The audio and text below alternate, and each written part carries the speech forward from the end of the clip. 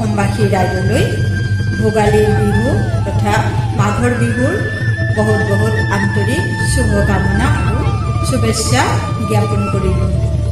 হেঁপাহৰ উৰুকাটি ভোগালী বিহুৰ ভোগেৰে দৈ চিৰা পিঠা আদিৰে বাপতিসাহোন বিহুটিক শান্তি আৰু শ্ৰদ্ধাৰে উদযাপন কৰোঁ আহক।